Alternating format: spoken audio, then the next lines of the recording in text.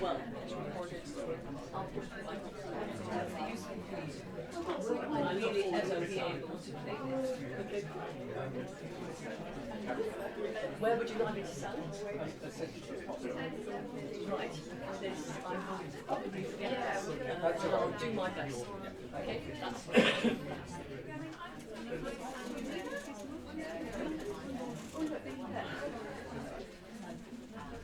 You're a beginner, are you? On philosophy, you're a beginner. Oh, yes. Not done any before. I've done a bit, as in. Quite a bit. I've done transverse logic. Oh, right. Which one? Oh, you're going to come here and do I'm sure about that. Possibility. Yes. Right. Okay, you think I should start? Okay, in that case, we maybe should close the door. Okay, I'm told that it's time to start, and I'm also told that I'm being filmed and ought to stand here as much as possible. So if I start going over far too far that way, or far too far that way, you can all shout at me. Right, okay, now I'm assuming that none of you have PhDs in philosophy. You might have read a book or something like that, but you don't have a PhD. So I'm going to start pretty much from the beginning. And all these pictures will be credited at the end, so if you are dying to get some of them for your wall, you can find out who they are. So I'm going to talk about metaphysics to start with. Metaphysics is, well, in fact, all the subjects I'm going to talk about are central to philosophy. They're very different from each other, but nevertheless they are central to philosophy. So metaphysics, and I'm going to talk about epistemology. Epistemology is the theory of knowledge. So what can we know, how can we know it, how do we justify our claims to knowledge, and so on. Then I'm going to talk about ethics, and of course you all know about ethics, or you know something about ethics, so I'm going to be testing your intuitions on ethics. And then finally I'm going to talk about logic, because logic is of the core subjects in philosophy, it's the core. Because it's the methodology of philosophy, it's how we do philosophy. Sorry. Okay, so let's start with metaphysics. What is metaphysics? Metaphysics is it asks the questions that are absolutely fundamental. Questions like, what is real? What is the case? And I'm going to look at two. I'm going to ask, what exists? And that's a special part of metaphysics. It's called ontology. And your ontology is your list of what exists. So who believes in ghosts? Okay. On your ontology, you've got ghosts, whereas you haven't. And you haven't, I think. But those of you who put your hand up have got ghosts on your ontology. Those of you who believe in God have God is on the ontology, your list of what you believe exists. Anyone believe in UFOs? Okay, you're an empty house there. Okay, nobody has UFOs on their ontology in this room, but as we know, some people do. So, if you ask what exists, you're asking an ontological question. It's a metaphysical question, but ontology is a section of metaphysics that's a very important one. And if you ask what exists, you probably have to ask, possibly first, you have to ask, what is it? What is its nature? And can anyone think why you have to ask that question first before you ask whether it exists? Why do I need to know something's nature before I can really tackle the question of whether it exists? Maybe so that you can perceive it? It might not be the sort of thing that I can perceive.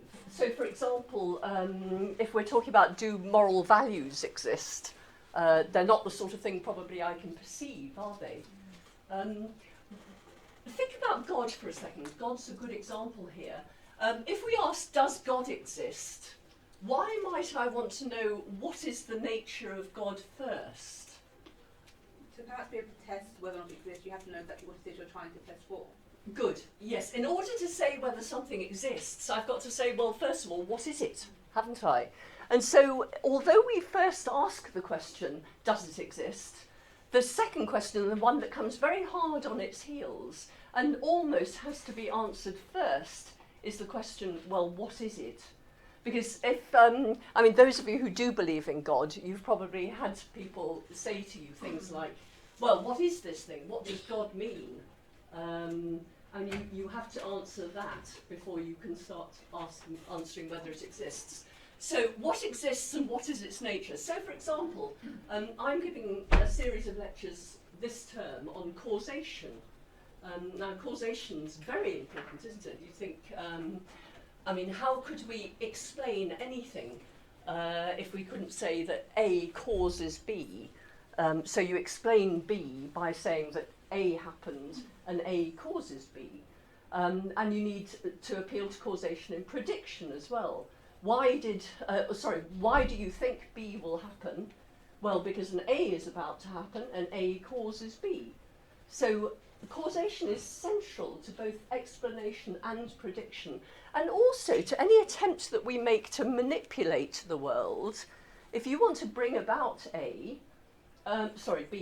then knowing that A causes B tells you that one way of bringing about B is to bring about an A, isn't it? And so explanation, prediction and manipulation are central. They're very important parts of causation. So I want to look at, well, what is causation? Is there any causation at all? I mean, Bertrand Russell, very famous philosopher of whom you might have heard, says that causation is like the monarchy. It shouldn't exist, but it does. Or something, actually. I've got that quote very badly wrong. You'll have to come to my lectures and find out what the real one is. But we need to know, well, what is causation? Well, we know it's that we cite when we predict, explain or manipulate something. But what else do we know? Is it a relation? And if it is a relation, is it between events or facts or states of affairs? What are the relata of the causal relation? And is it a physical relation? Or is it just a relation? The famous philosopher David Hume, famous Scottish philosopher, thought that there was no more to causation than temporal priority, spatial contiguity, and constant conjunction. So if you've seen one billiard ball hitting another billiard ball, and the second billiard ball rolling off, the first billiard ball's hitting the second billiard ball is the cause, and the second billiard ball rolling off is the effect.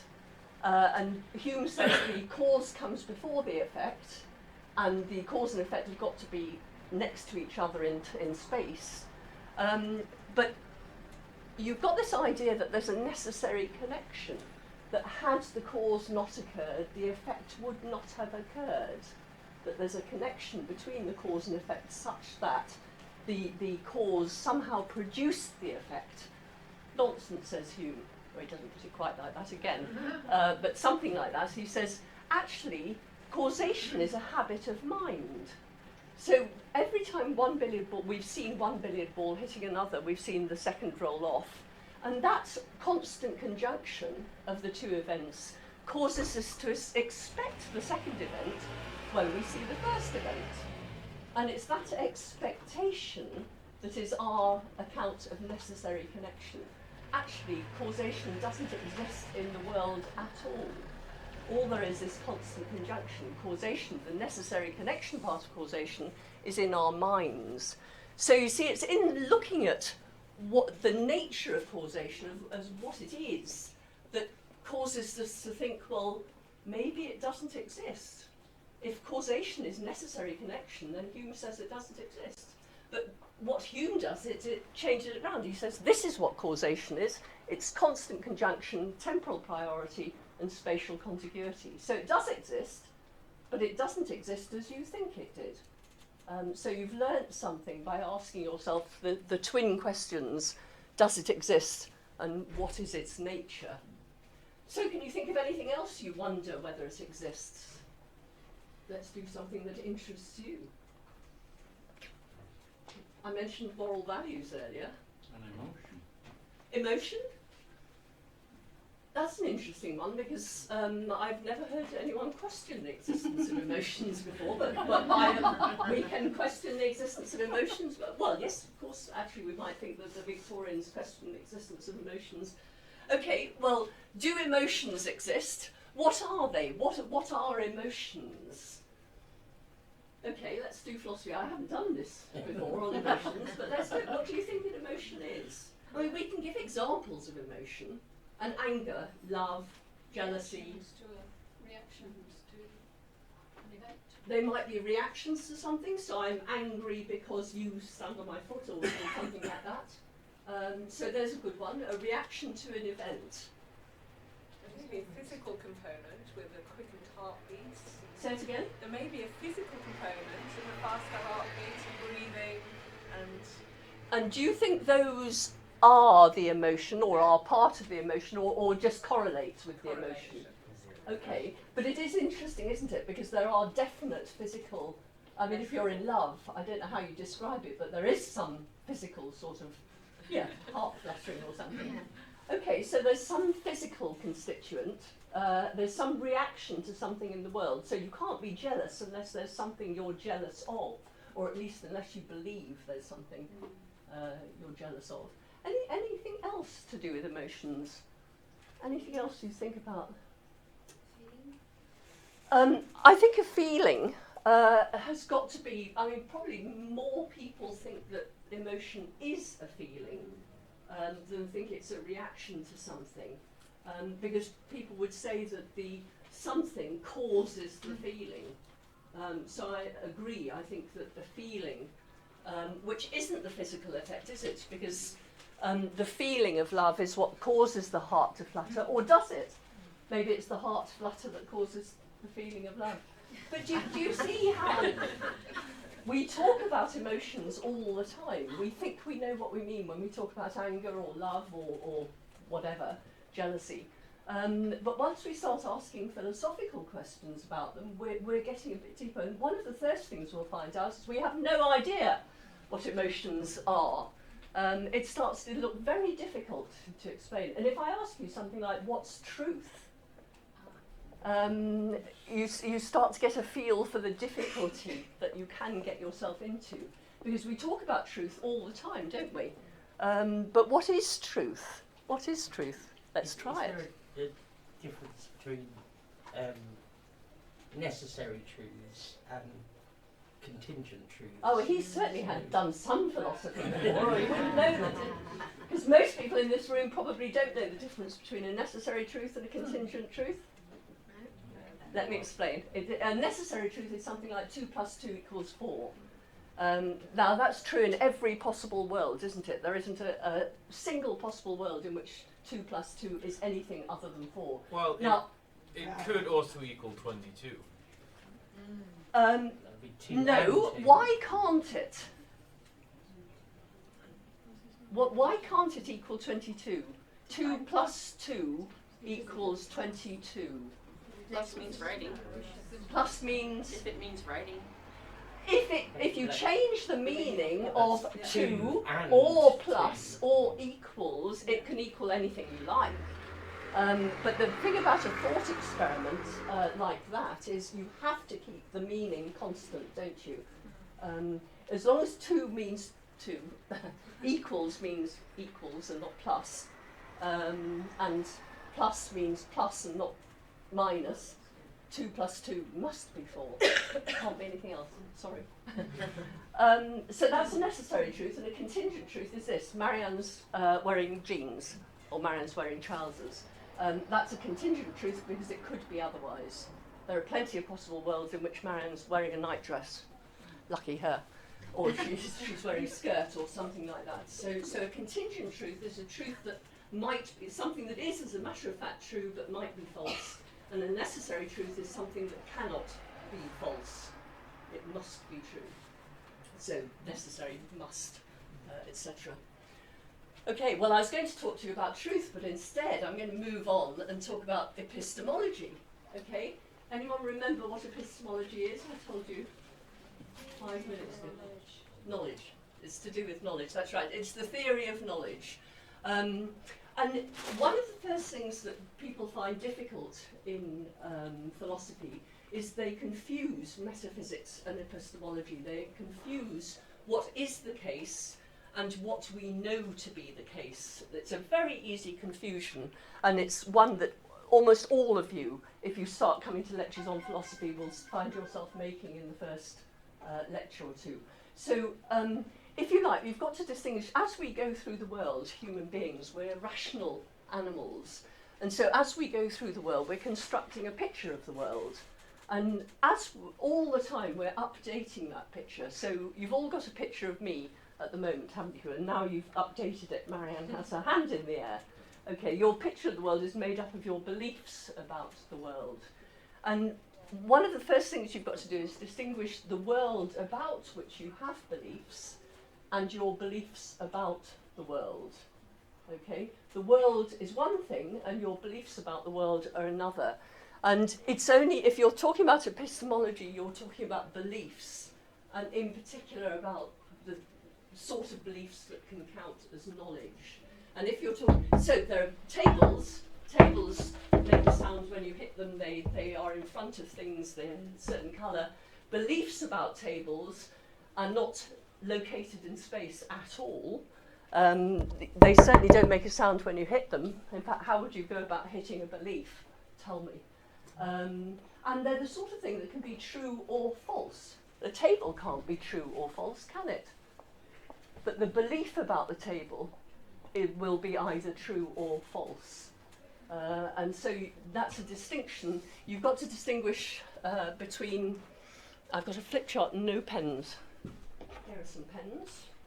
This is a whiteboard pen, but so you distinguish words, concepts, and things, or let's say properties. So the word red, sorry, this pen isn't very good. The word red is not the same in English as in French, is it? And it's entirely arbitrary. We could have chosen a completely different word for the thing we pick out by red. And then there's the concept red, which is a constituent of a thought. So if I think that's a pretty red dress. No, nobody's wearing red. You're the nearest though. That's a pretty red coat you're wearing. That's a thought I'm having.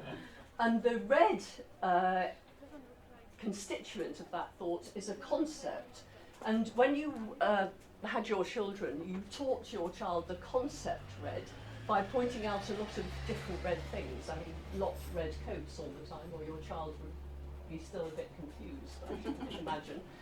So you point out lots of different red things, and you end up by saying, is that red, pointing to this jumper, and you hope the child says no, and is that red, pointing to the coat, and you hope the child says, well, I'm not sure, mummy, it's, or something like that. And what you're doing is you're teaching the child what the conditions are under which a sentence containing red are true, and when it's false, the conditions of truth and falsehood.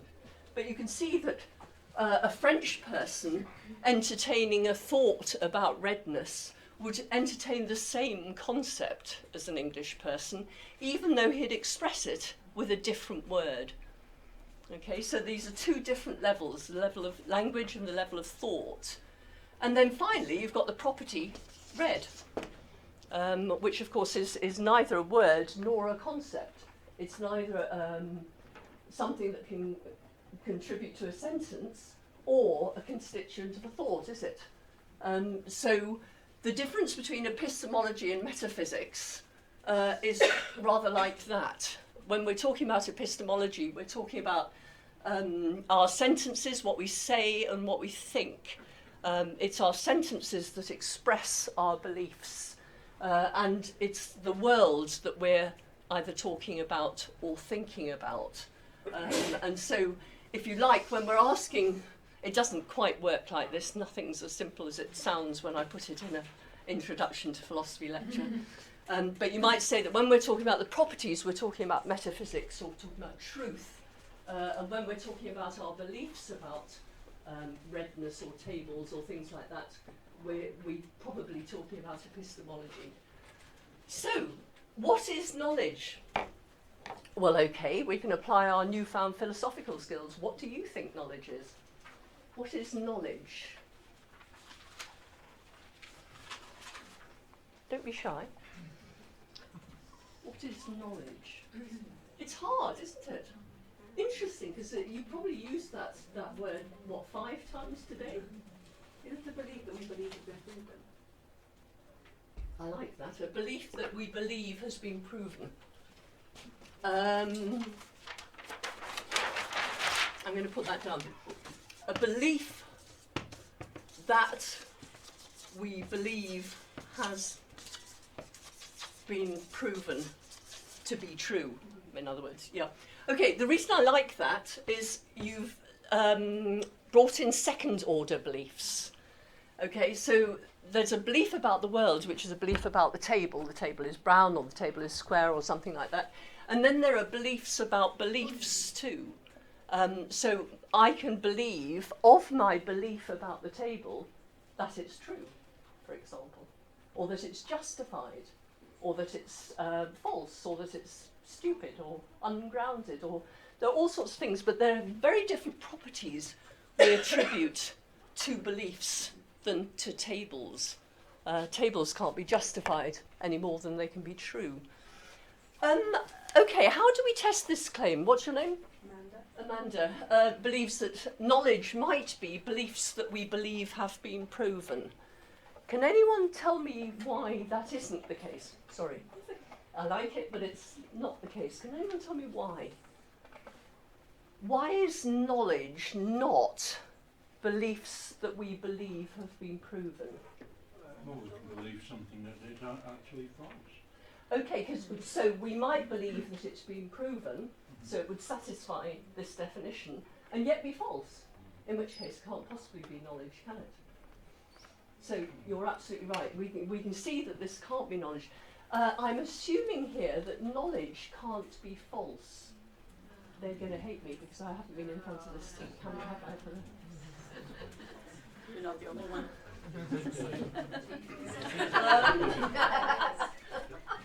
Okay, why can't knowledge be false? Would anyone like to argue with me there? Does anyone think knowledge can be false? Amanda does. But I'm going to ask somebody about numbers here, we both agree that knowledge can easily be false. You think knowledge can be false. Why? Because it can vary according to the person who is offering that knowledge. It can be varied by circumstances, it can be superseded, it can be manipulated.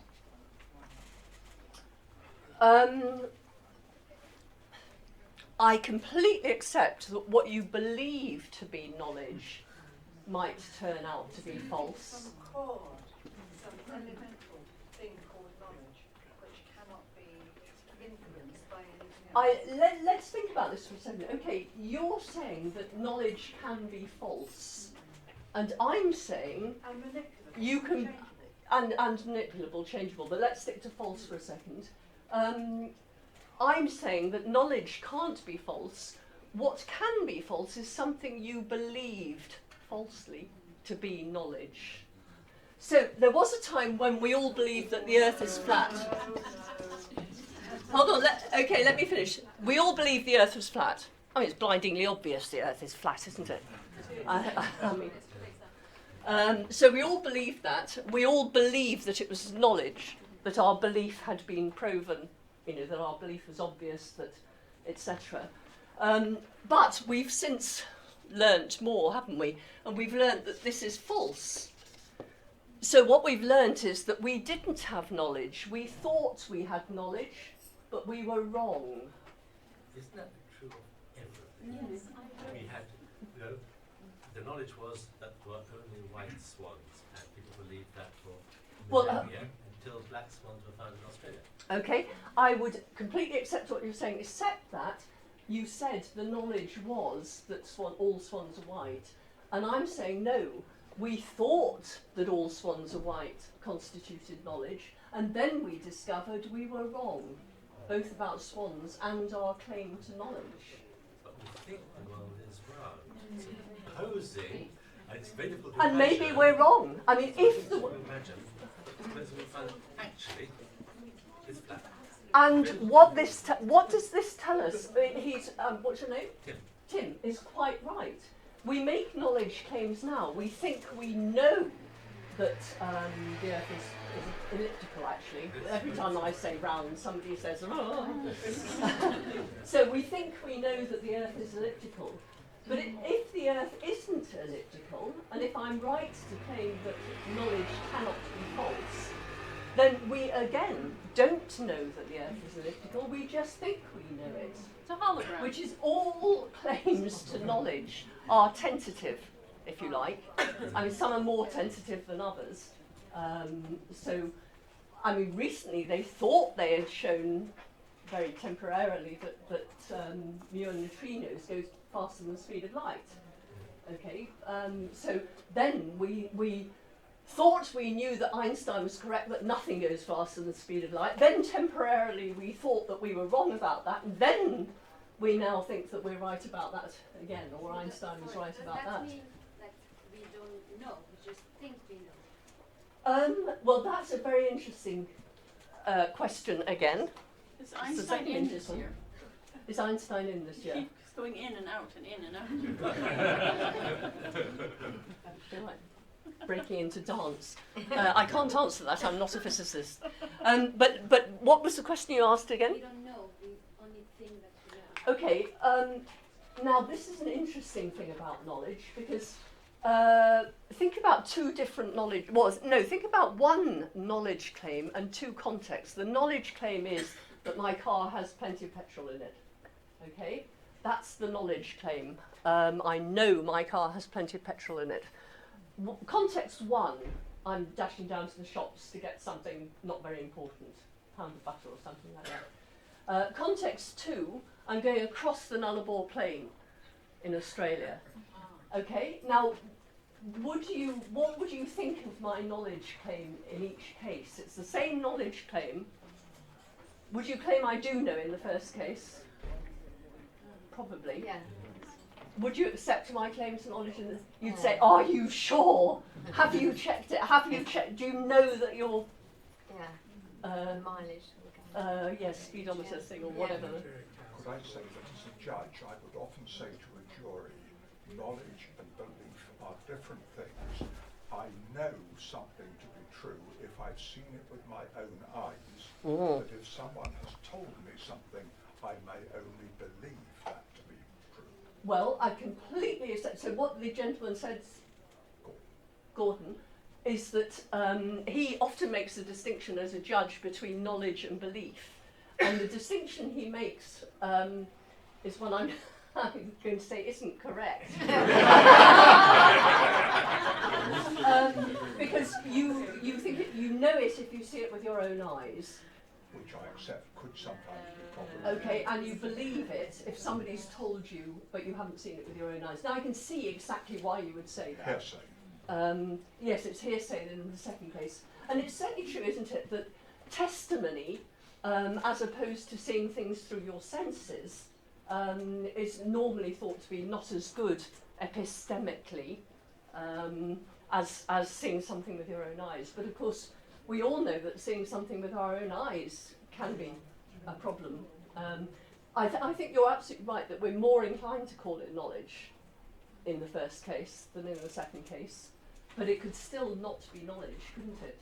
Somebody could have carefully manipulated the scene, or so what we saw with our own eyes was interpreted by us one way, when in fact we should have interpreted it a different way or something.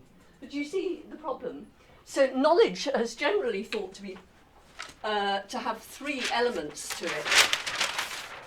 it. Knowledge involves belief. Well, that seems reasonable. You can't know P unless you believe P. That seems okay. It involves justification, and it involves truth. So if a student comes in to me and says, Descartes wrote, I know that Descartes said such and such, and I say, oh, you believe that, do you? And he says, no, I just know it. I don't believe it. I think that he's confused, and he hasn't had enough time to recover from last night's binge. Okay, if he says, yes, of course he believes it, I say, well, why do you say that? What's your justification? What's your grounds for saying that? And if he says, don't really have any, again, it's not knowledge, is it? There's got to be a justification there if it's going to count as knowledge. And if Descartes didn't say it, then I don't care how well he's justified his claim. He's not right. He doesn't know it at all, does he? So these three elements have been thought to be necessary for truth. But how would we know that Descartes did or didn't say it other than a sufficient amount of justifiable evidence? But the truth would just be sufficient about justifiable evidence. Okay, but this is where metaphysics and epistemology comes in. There's a difference between something's being true and our knowing something to be true. Now, going back to what we were saying earlier, all knowledge claims are tentative, because if we think something's true, we might be wrong. Because to think something's true is an epistemic claim, but for something to be true is a metaphysical claim. So something might be knowledge without our knowing that it's knowledge. And it might not be knowledge without our knowing that it's not knowledge. But let me give you a counterexample to this. Okay, let's say, what's your name? Caroline. Caroline. Caroline believes that Marianne owns a Toyota. Okay, that's a belief that Caroline has. And she's justified in that belief because she's seen me driving around in that Toyota. Often, let's say. So every time she's seen me in a car, she's seen me driving this Toyota, the same Toyota every time. So she's justified. And what's more, it's true. I do own a Toyota. But the Toyota I own is not the one Caroline's seen me driving around in. Okay, I do own a Toyota, but it stays in the garage because it's got one of those notices that says it's SORM, isn't it? It's off the road. Because there's something wrong with the darn thing, and I haven't taken it out of the garage for a year. Now, does Caroline know that I own a Toyota? No. Who thinks she does know? Anyone? Okay, who thinks she doesn't know? You're right, she doesn't know. So these three conditions of knowledge actually may be necessary for knowledge. You maybe have to have each of these before you have knowledge, but they're not sufficient, are they? It's got to be something else. It can't be luck, because it's luck, isn't it? Because the Toyota, the conditions that justify Caroline's belief are not the conditions that make it true. The Toyota she's seen me in is not the Toyota I own. And so it's luck that she believes that I own a Toyota. Yes, it's luck that she believes I own a Toyota, and it can't count as knowledge if it's luck. So again, we see that by applying philosophical method to the question, what is knowledge, we immediately find out that actually it's a difficult question, far more difficult than we might have thought. That we can be persuaded very quickly that it is something, and then persuaded just as quickly that it can't be that thing. And that's what we're doing. This is why logic is the core to philosophy. Okay, so that's what is knowledge. The second question that comes up is can we have knowledge? So you'll have, well, I've mentioned Descartes already, haven't I? Descartes was in a very difficult position at one point in his life. He'd written a book that he was about to publish, and in this book he claimed that instead of the sun going round the earth went round the sun. And he was about to publish this book, and then Galileo was condemned by the Inquisition, and Descartes thought he ought to sit on the book. And he also thought, well, I want to know what knowledge is. I want to know why are we justified in thinking that this particular belief or whatever counts as knowledge. So he was a Christian, because most people in those days were Christians if they happened to be from our sort of culture. But he was also a physicist and a mathematician. and he had good reason for believing that the sun went round the earth went round the sun. But as a Christian, he also had good reason for believing that the other way round. So he wanted to think about justification. So he shut himself away in an oven. Obviously, his ovens are not like ours. And he took himself down through three levels of doubt. So what he wanted to do was to find out whether there was any belief of whose truth he could be certain, absolutely certain. So he thought about his beliefs, and he thought about them in categories, and thought, well, okay, is there anything that can make me doubt this type of belief? Because if there is, I'm going to treat it as if it's false, and I'm going to keep it in my knowledge box, only those beliefs of which I'm absolutely certain. So he went down three levels of doubt, and let me take you through them. The first level was the argument from illusion. So we've all had the experience, haven't we, of buying that wonderful dress or trousers or whatever, getting it home, and God damn it, it's not black, it's blue, or vice versa, or whatever. It's not what we thought anyway. So your senses have deceived you. There isn't anyone in this room such that their senses haven't at some point deceived them. Well, okay, says Descartes, is that enough reason to think that all beliefs formed on the basis of my senses are false? Or, sorry, should be treated as false. Obviously, he's got no more reason to think that they're false than that they're true. But he's going to treat them as if they're false. Should he? I mean, does the fact that our senses have deceived us show us that it could be the case that all our sensory beliefs are false?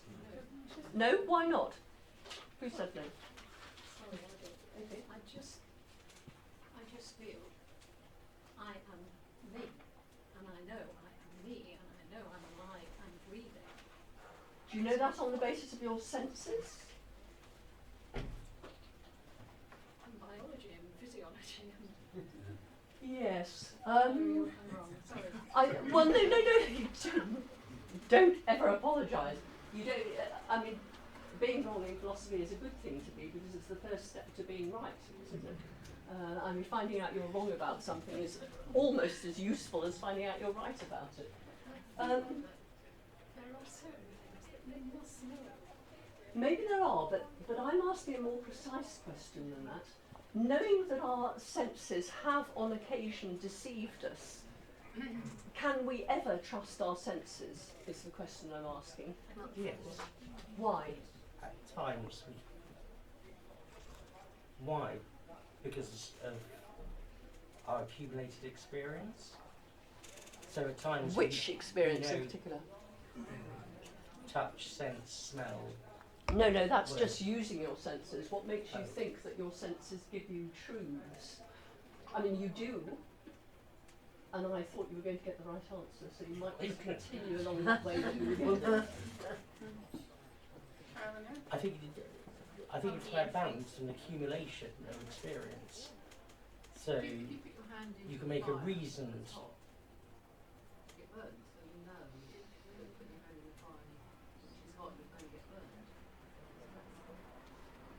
Well, I think that's the accumulation of experience that Connor is talking about. What did you say? Trial and error? Aggregate? You're all thinking of trial and error. Okay, let me... The reason that you cannot say that you distrust your senses because your senses have in the past deceived you is that the only reason that you know that your senses have deceived you in the past is by relying on your senses, isn't it? So you know that the dress is blue and not black because you can see it is, now you're seeing it in proper light. So the reason I thought that you were right is you said there are some circumstances in which we can know. And indeed there are. I mean, Descartes says, I look at my hands and I see that they're there. I can't be wrong about them. You know, there's nothing wrong with the light. And so all I've got in my doubting basket, and just to explain that, he made an analogy between apples that are rotten. If you've got a basket full of apples and you know some are rotten, it's a good idea to take them all out and discard the ones that you think might be rotten and put into your basket only ones that you think are perfect. So at the moment, out of his basket, he's only got those sensory beliefs formed in bad psycho-optimal conditions. Isn't it possible to accept an illusion as an illusion? To accept an illusion as an illusion? Well, you've got to accept an illusion as an illusion I'm thinking, for sometimes. example, animals, very often, for example, frogs and snakes, they have an illusion of having a particular colour, but in fact they don't have that colour, it's a light reflecting, but it's always going to be like that. So it is an illusion, in fact, because it isn't the true colour of the frog, for example. Okay. Might this depend on what I was talking about before, the difference between the world as it is and the world as we picture it? Okay. There is some way, I mean, this Is that desk not a is form? made of a lot of air Okay. and a few small particles that are combined in a certain way that they appear solid and so on. So that it's an illusion that the table is solid, Okay. but it's something that I'm Okay. prepared to take as an illusion. Okay. Sorry, as reality. Okay. That's really what I meant. Yeah. Okay. So. Yeah. I don't think this is what Descartes has in mind. Let me take you down to the second stage of what we've got at the moment is the idea that we can put outside as we can admit doubt on any sensory belief that we formed in suboptimal conditions. But now, could it be with you exactly as it is at the moment? So you believe there's a lecturer in front of you, you believe that this has happened, that has happened, and so on. So you've got all the reasons that you've got for believing that I'm giving you a lecture at the moment, but it's not true. So all those reasons are in, but it's still not the case that there's a lecturer in front of you. Could that happen? When? Could be a brain in a jar. Hologram? No, think of something much more everyday. When you're asleep, exactly. You any minute now, you could wake up and think, "Oh God, I've got to go to that philosophy lecture today," because it might be with you exactly like this, except that you're asleep and you wake up in a minute. Once you know that, surely we can put all your sensory beliefs into the doubting basket. It still leaves you with things like 2 + 2 = 4, because that's true whether you're asleep or not, isn't it? But the sleep one puts much more into the doubting basket, but it still doesn't make you doubt everything, does it? What's left? I mean, why does it not make you doubt everything? I think it was the person who spoke over here was getting down to me, that I know myself. I'm getting out of Descartes, yeah. Just saying, I know myself. I know that I exist. No, you're jumping over the final level of doubt, because Descartes does indeed say, I think, therefore I am. But he doesn't say that for at least a chapter yet. But before, about feel, I feel that Okay, let's sleep on a couple of chapters as we seem to have done that. The reason that your being asleep doesn't put everything into doubt is exactly the same structurally as your reason that your senses have deceived you doesn't. You know that you've sometimes been asleep because sometimes you've woken up. So you might be asleep at the moment, but there are still many things that are true, like grass is green and so on, because they'd still be true when you were asleep. So you don't know for sure that you're not asleep at the moment, but you do know for sure that there have been times when you haven't been asleep. Okay? How do you know that? Because you've woken up. How do you know you've woken up and you're not still asleep? You could have several levels of being asleep. Okay, so you can dream that you're waking up. I agree. But in order to have a dream that you're waking up, you've got to have the concept of being awake, and therefore you've got to have woken at some point.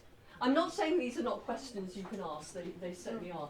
But the killer one that everyone's leaping over is the demon argument, and you mentioned it when you talked about the brain in the vat, but I don't like brains in the vat. I prefer the original Cartesian one. 2 questions he brought, or 2 claims he brought into doubt. There are 2 things that you believe, very importantly. One is my experiences are caused by external states of affairs. You do believe that, don't you? So you have experiences and you believe that they're being caused by something outside you, okay? And the second thing you believe is that the character of my experience is determined by the character of what is outside. So you have an experience as of a lecturer, and you believe that what's causing it is a lecturer. Is that not true? Okay. But what Descartes does, you go on. What do you agree? What would you say? Why would you not agree with that? Because all of our experiences here will be completely different if you're lecture and you're lecturing to us. I didn't say of a lecture, I said of a lecturer. I don't believe that all your experiences of me are different. I think there'll be some of you who are thinking that bloody woman, when's she going to shut up? And there are others who are thinking, I love this, I love philosophy, I'm going to come to her lecture.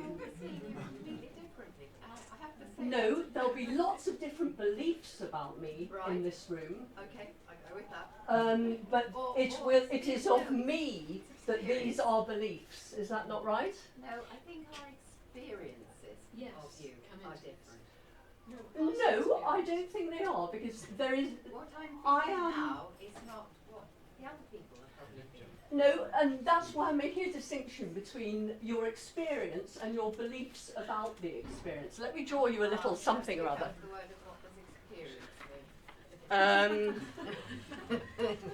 Have you heard before of the duck rabbit? God, I got to draw it now.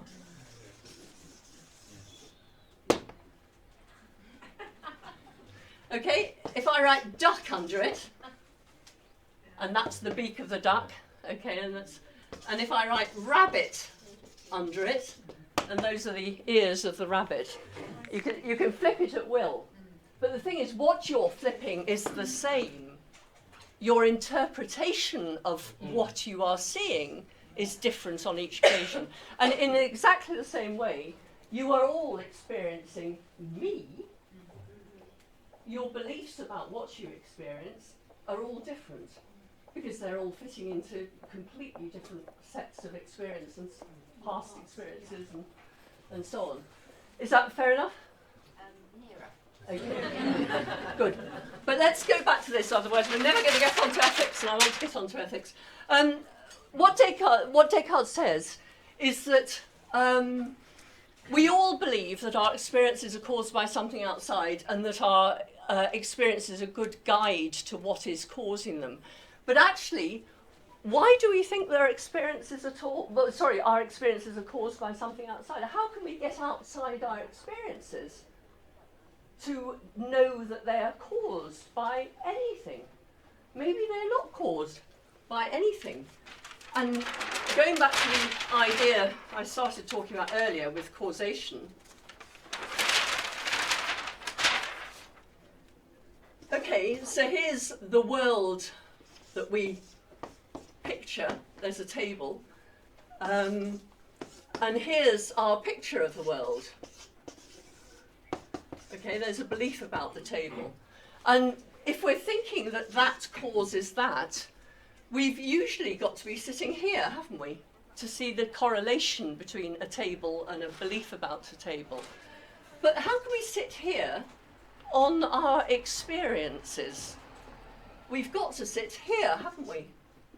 All we ever experience is our experiences.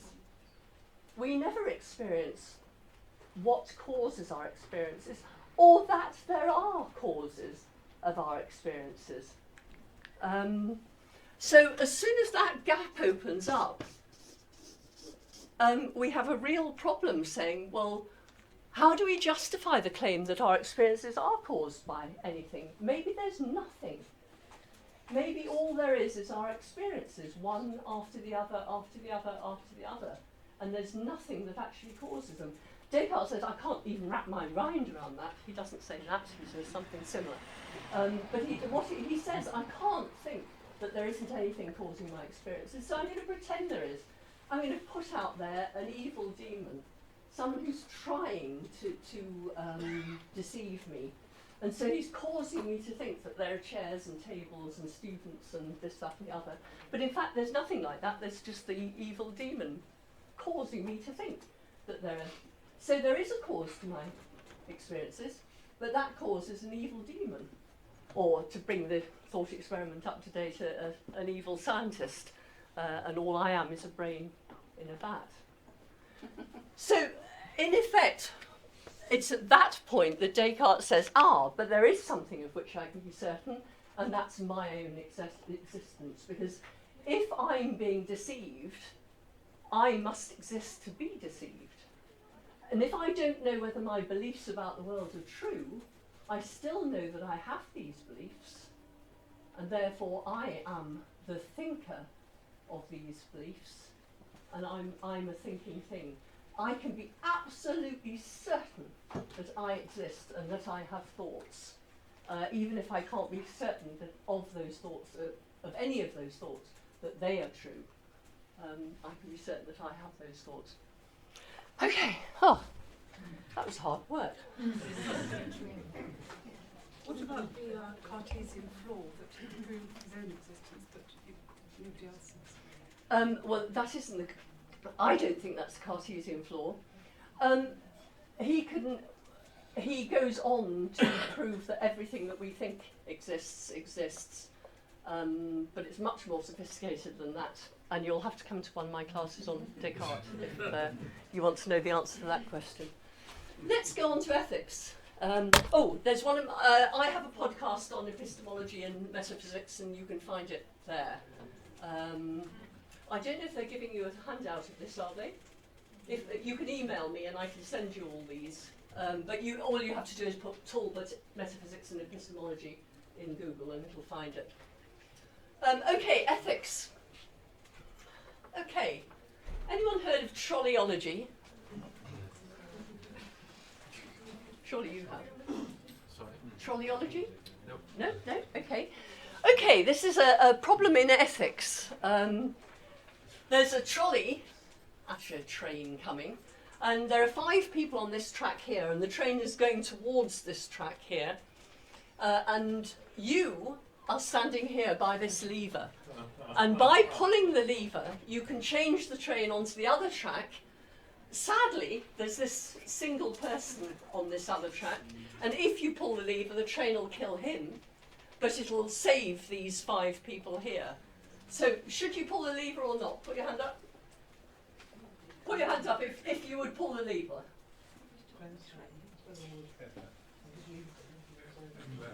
Okay, that's quite a few of you. The rest of you are still thinking about it, obviously. Okay, here's another one. Sorry about the resolution of this picture, it's not good.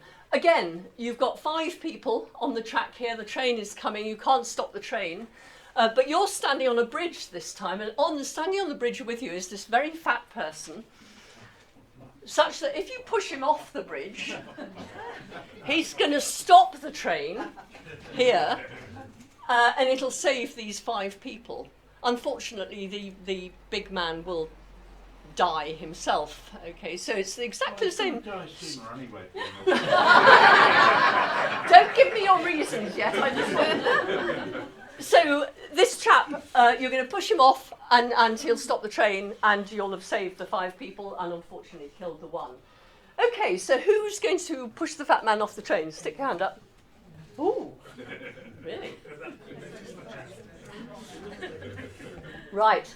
Okay, let's sort out.